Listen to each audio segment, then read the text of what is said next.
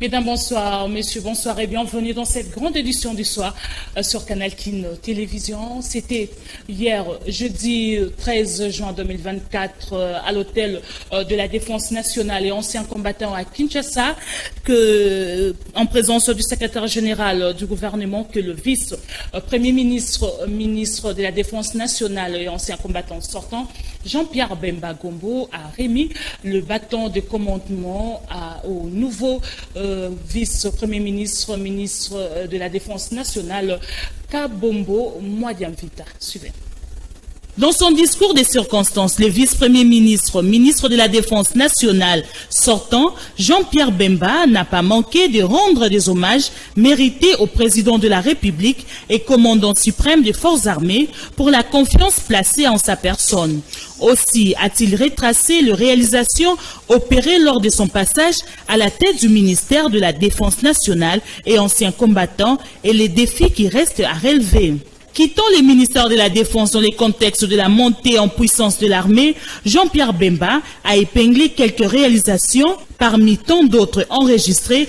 Prenant la parole à son tour, le nouveau patron de la Défense nationale et ancien combattant, Guy Kabombo Mwadiamvita, a tenu tout d'abord à remercier le chef de l'État, Félix-Antoine Tshisekedi Tshilombo, pour la confiance placée en sa personne, avant de féliciter son prédécesseur Jean-Pierre Bemba pour ses réalisations opérées pendant son passage à la tête du ministère de la Défense nationale et ancien combattant. La cérémonie des remises et reprises entre les deux personnalités s'est déroulée dans un climat de convivialité. Le ministère des Transports et Voies de Communication a un nouveau patron, c'est le vice-premier ministre Jean-Pierre Bemba Gombo. La cérémonie de remise et reprise avec le sortant Marc Ekila s'est déroulée le jeudi 13 juin 2024. Suivez Marion Bourreau dans ses commentaires. C'est au début de soirée du jeudi 13 juin que le tour était venu à Maître Marc Ekila, ministre sortant des Transports, Voies de Communication et des Enclavements, de céder son fauteuil au sein de ce grand ministère, désormais une vice-primature avec comme nouveau locataire le vice-premier ministre Jean-Pierre Bemba Gombo, venu fraîchement de la Défense nationale. Au cours de cette cérémonie, en présence de la vice-ministre sortante Séraphine Kiloubou, sous la supervision de Jean-Marie Abolia, secrétaire général au transport, ainsi que les membres de cabinet sortants, les deux personnalités ont d'abord eu un tête-à-tête à huis clos, puis se sont dirigés dans la salle de réunion où elles ont signé le procès verbal de remise et reprise après lecture de l'ordonnance de nomination. Séance tenante, le portrait du nouveau patron du secteur des transports imprimé déjà lui a été présenté, un cadeau qui ne pouvait que ressortir un grand sourire à son bénéficiaire. Après une passation officielle de pouvoir, la remise des attributs du pouvoir et après la prise de possession de ses nouveaux bureaux, le VPM Jean-Pierre Bemba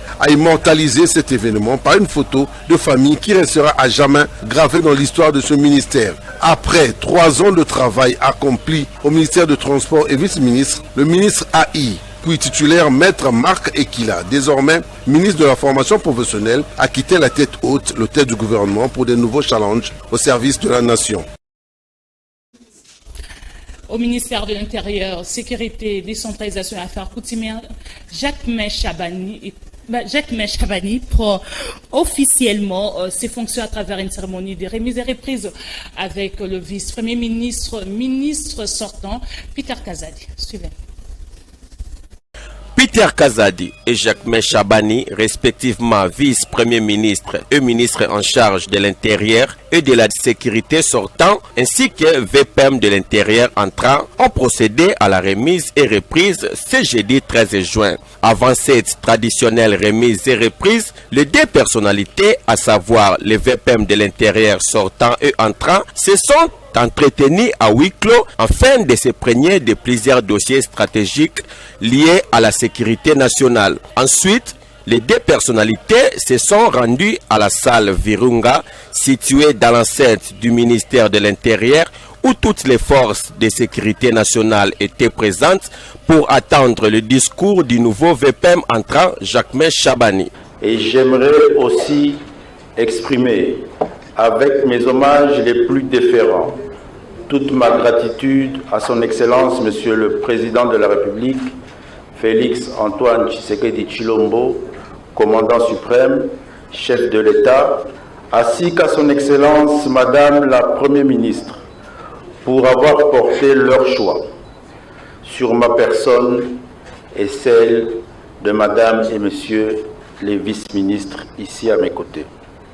En ce jour, je prends mes fonctions de vice-premier ministre, ministre de l'Intérieur, Sécurité, Décentralisation et Affaires coutumières dans un contexte sécuritaire assez critique, avec l'agression de notre pays par le Rwanda causant des morts et des multitudes de déplacés internes. En mémoire aux victimes de la guerre, je nous prie de nous tenir debout pour 1 minute de recueillement. Plusieurs responsables sous tutelle du ministère de l'Intérieur et de la Sécurité ont pris part à cette cérémonie, notamment l'administrateur général de l'Agence nationale de renseignement, les responsables de la police nationale congolaise, le directeur général de l'Office national de l'identification de la population ONIP, ainsi que les responsables de l'inspection générale de la territoriale. Après l'Intérieur, Jacquemain Chabani prend la direction de la décentralisation qui entre désormais dans ses fonctions. C'est à travers une cérémonie d'échange, plutôt des remises et reprises avec Estache Mouanzi. Suivez.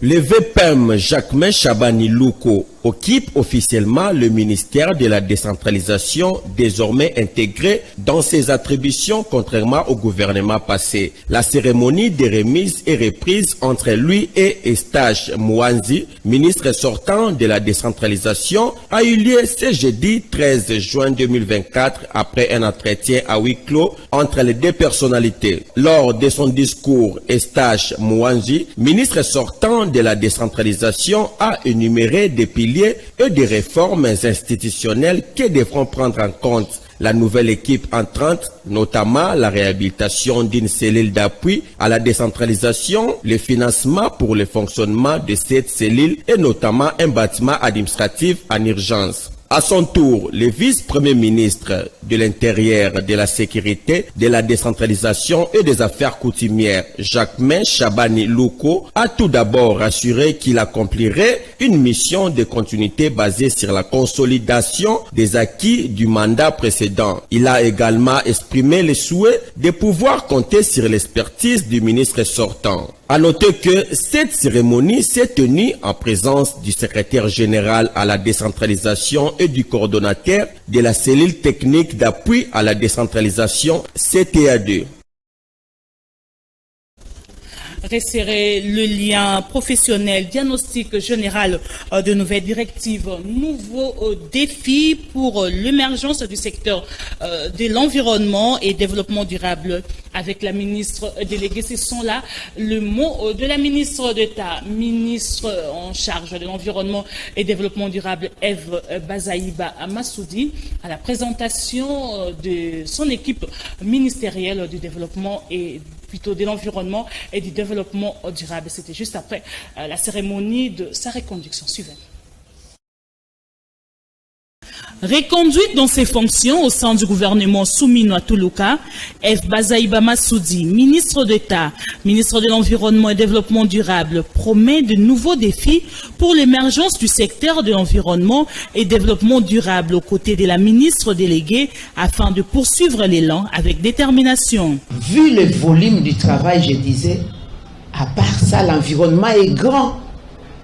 Il y a le volet ressources en eau, il y a le volet assainissement, la biodiversité à gérer, lutte contre la pollution de l'air, la pollution des eaux, la pollution de la terre, la dégradation du sol. Le président a dit c'est grand. Je sais que maman, tu as des épaules larges. Je sais que tu as un secrétaire général fort. Tu as l'administration forte. Mais il faut quand même rajouter quelqu'un de plus. Celle qui était, il y a quelques heures, envoyée spéciale du chef de l'État en matière de l'économie, du climat, Madame Stéphanie Mbombo a été promue par la volonté du chef de l'État ministre délégué à l'environnement. Est-ce qu'on peut l'applaudir? Justement, nous avons besoin de ce dynamisme de la jeunesse pour appuyer ce que nous faisons. Au moins, nous sommes assurés de notre relève. C'est une très bonne chose.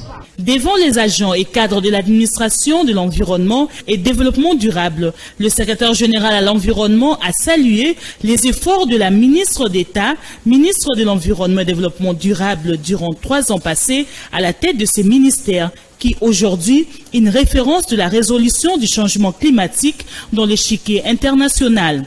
Cette cérémonie de présentation de l'équipe ministérielle de l'environnement et développement durable a permis aux agents et cadres de l'administration d'affirmer leur soutien à la ministre d'État, ministre de l'environnement et développement durable, F. Bazaïba Massoudi, pour son nouveau mandat, avec espoir de travailler plus sur le social des agents et cadres de son ministère.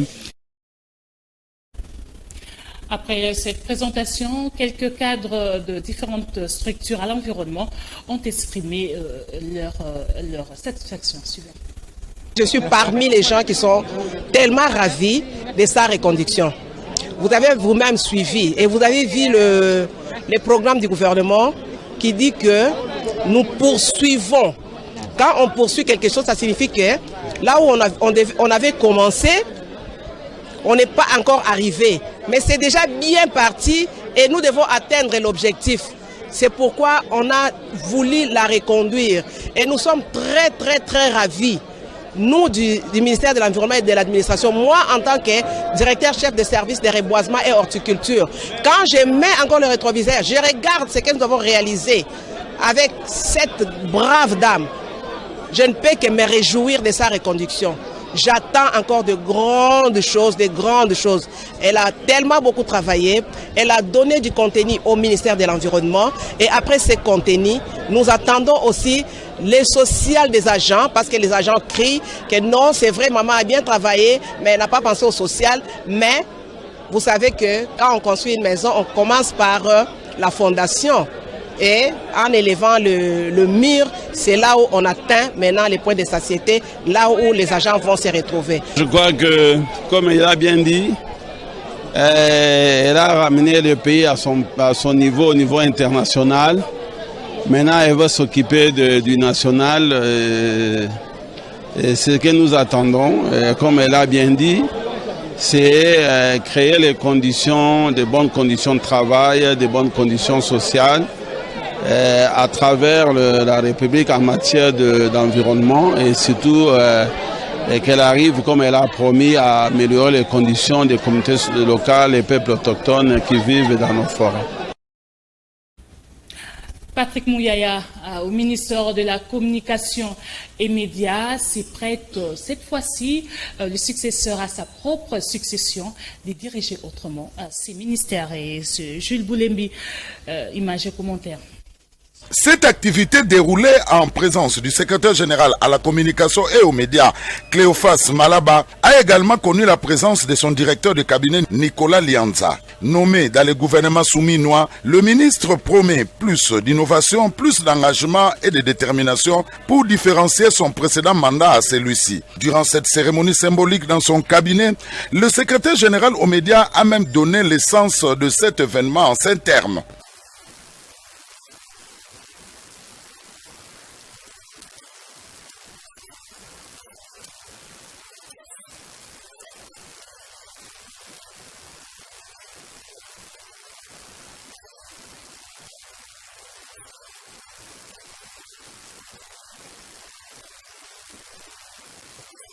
Concernant les rapports des activités de la période Samaloukonde et les perspectives, le directeur de cabinet a remis quelques dossiers au ministre pour symboliser le passage d'un gouvernement à un autre. Nous avons répertorié ces différents dossiers et où le ministre est venu donner une nouvelle dynamique selon une nouvelle philosophie de travail incarnée par la première ministre sous la vision du chef de l'État Félix-Antoine Tshisekedi Tshilombo.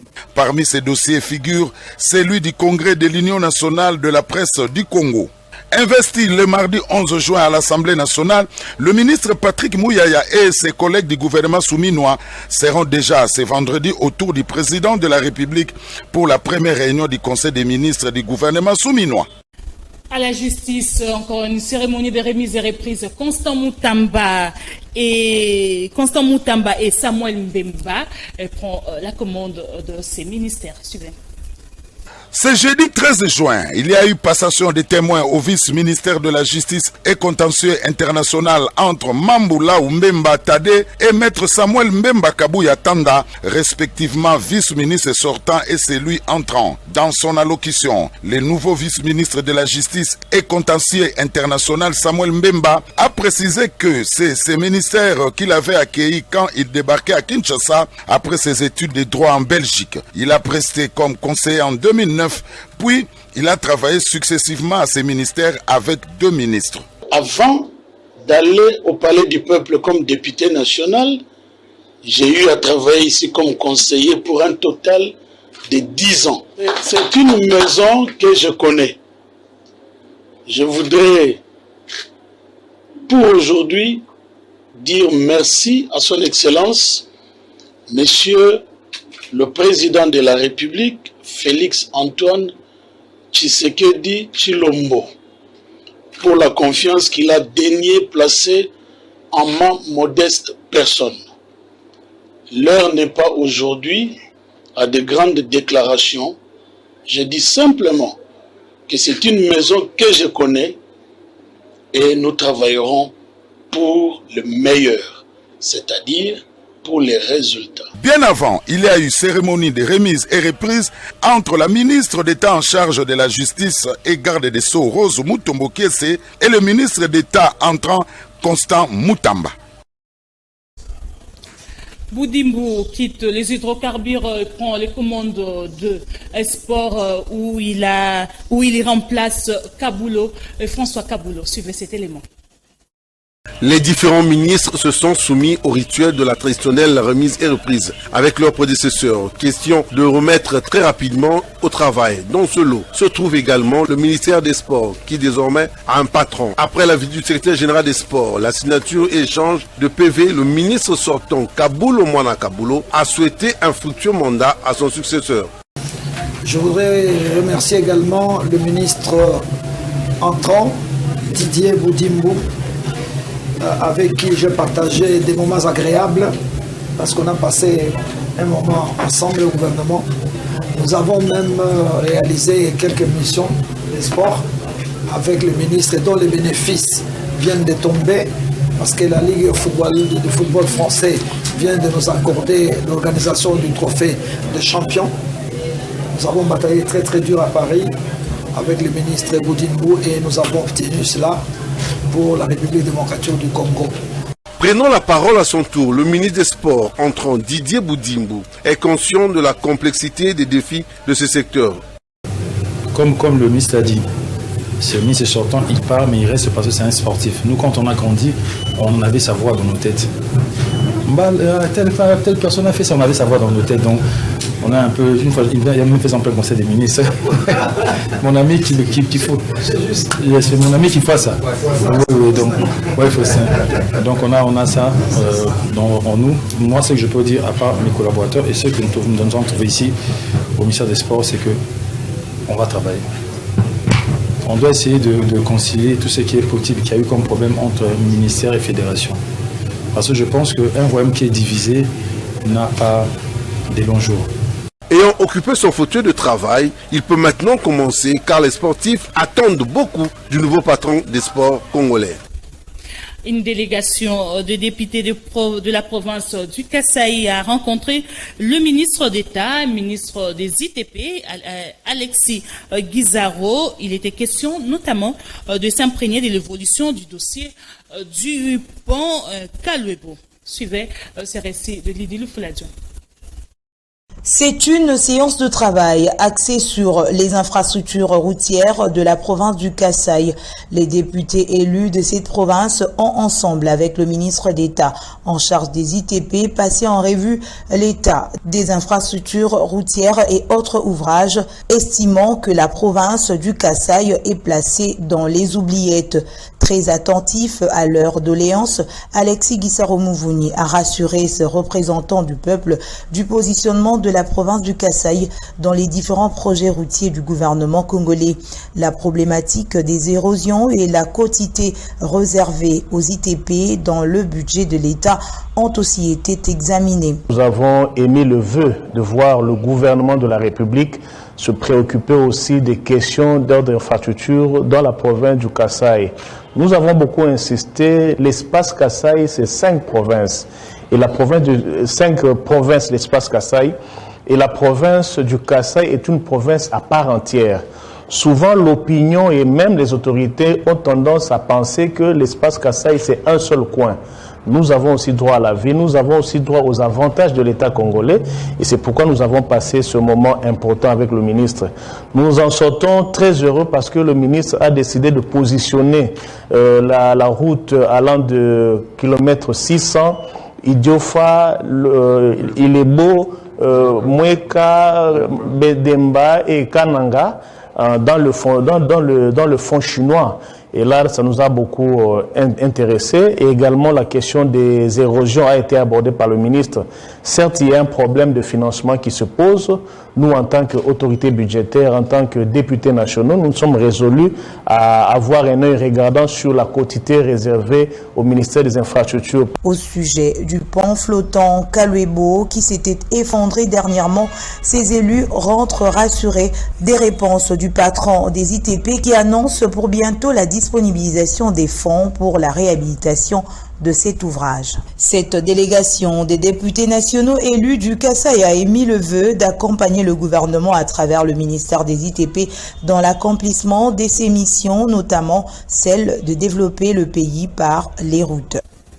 Santé universelle, le vaccin anti-paludisme déjà disponible en République démocratique du Congo. Le lot de médicaments a été réceptionné par le ministre de la Santé, le docteur Roger Kamba. Mario Mbongo, image et commentaires. C'est le ministre de la Santé publique, Hygiène et Prévention, le docteur Roger Kamba, qui a procédé à la réception d'un lot important de 693 500 doses. Le jeudi 13 juin 2024 à 22h à l'aéroport international de Njili, grâce à l'appui de certains partenaires dont l'OMS et l'UNICEF.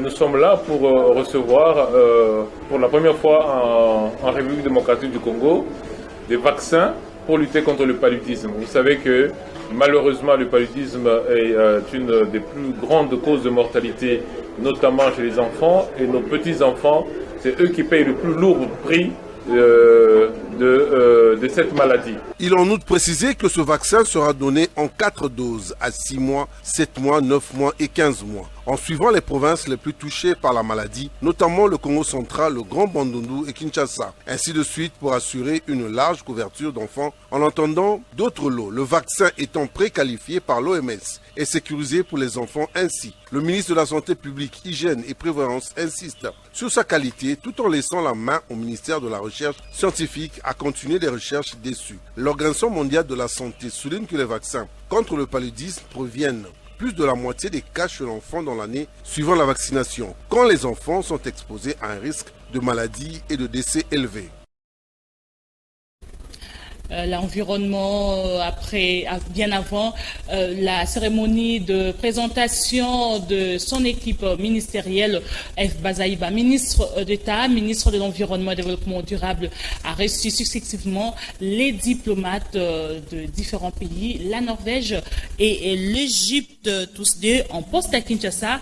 Ces ambassadeurs ont été venus et plutôt présenter leur civilité à Madame Eve Bazaïba Massoudi, reconduite au gouvernement Judith Soumine. Suivez. Avec l'ambassadeur norvégien, premier diplomate à être reçu par la ministre d'État, ministre de l'Environnement et Développement durable à son second mandat, Odd Molster, a profité de l'occasion pour affirmer à la ministre d'État, ministre de l'Environnement, F. Bazaïba Massoudi, la continuité de collaboration de son pays, la Norvège, avec la République démocratique du Congo, au travers de son ministère. Les deux personnalités ont abordé également la question du renforcement du mécanisme pour la lutte contre la déforestation. Odd Molster a officiellement signifié à F. Bazaïba Massoudi de la conférence dans les prochains jours sur les forêts tropicales où F. Bazaïba, ministre d'État, ministre de l'Environnement et Développement durable congolais, est invité à prendre part à Norvège. Il y a des projets pour mieux gestionner le territoire, le travail pour faire un peu plus de monitoring et de pouvoir vraiment vérifier scientifiquement où est-ce qu'on trouve la déforestation. Et on doit lutter pour peut-être collaborer sur les nouvelles méthodes de l'agriculture, sur les nouvelles méthodes de l'énergie, pour réduire la déforestation. De son côté, Echam Abdel Salam El Mekwad, ambassadeur égyptien, à part cette rencontre avec la ministre d'État F. Bazaïba Massoudi, réaffirmé l'intérêt du maintien de coopération bilatérale très positive avec la RDC qui s'est affirmée à son premier mandat à travers l'organisation de la pré-COP 27 à Kinshasa. Pour le second mandat de la ministre d'État, les diplomates égyptiens espèrent plus de coopération dans le futur dans plusieurs domaines d'activité environnementale. Le deuxième mandat, on va travailler sur cette base assez solide et vraiment le potentiel de coopération est très vaste dans beaucoup de domaines. F. Bazaïba Massoudi, ministre d'État, ministre de l'Environnement et du Développement durable, a pris officiellement la continuité de règne de l'environnement le jeudi 13 juin 2024 à travers une cérémonie de présentation de l'équipe ministérielle de l'Environnement et Développement durable. Vous avez reconnu là la touche d'image de Veya Ambata. Le commissaire divisionnaire adjoint de la Légion nationale d'intervention, le général Kabeya Tiani Manya Mike, a procédé à la présentation de bandits urbains, communément appelés Kuluna, qui plutôt dans ces reportages de Naomi Mbenza et de Joël Pembele. C'est au cours d'une parade policière tenue ce vendredi 14 juin 2024 à la police d'intervention rapide située dans la commune de Kasavubu que le commissaire divisionnaire adjoint de la Légion nationale d'intervention, le général Kabeya Tiani Manya Mike, a eu une causerie morale avec les éléments de la police de sa juridiction, question de les exhorter sur la discipline et la bonne conduite. Profitant de l'occasion, le général Kabeya Tiani Manya Mike a procédé à la présentation à la population ainsi que quelques plaignants des criminels, des bandits urbains, communément appelés Kuluna, qui opèrent dans cette partie de la capitale, et aussi les vendeurs de stupéfiants et les consommateurs.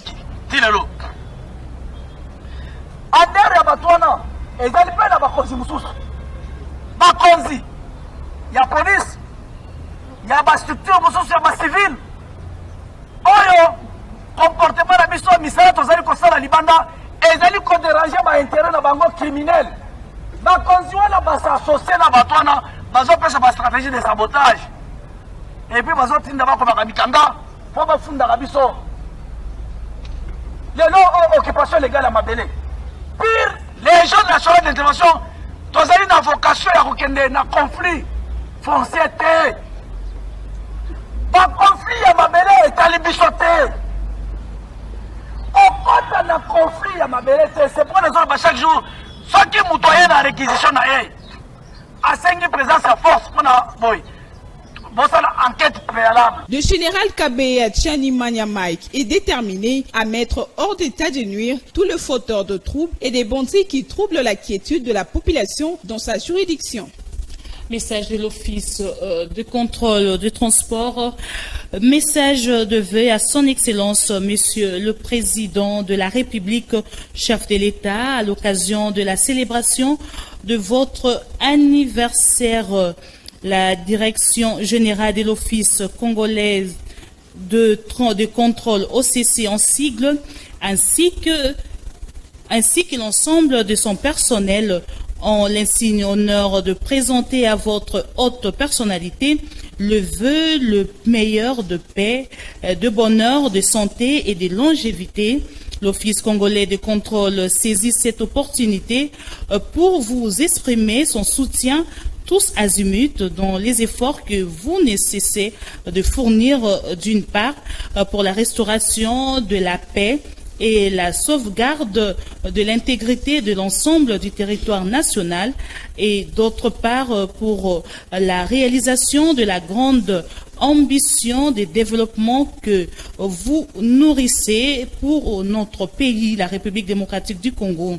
Plaise au Très-Haut de vous éclairer davantage et vous combler de toutes ces bénédictions pour le bonheur du peuple congolais et qu'il daigne bénir notre pays que nous voulons uni, fort et prospère.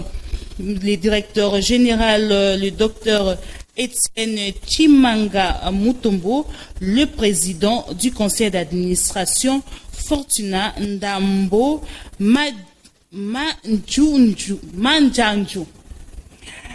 Madame, Messieurs, merci de nous avoir suivis. C'est la fin de ces journaux. Si vous avez aimé cette édition, dites merci à Naomi Mbenza, à Veyambata, Rodi Louadio, Tony Binda. Dieu voulant, je vous retrouve le vendredi prochain. Même chaîne, même heure. Au revoir.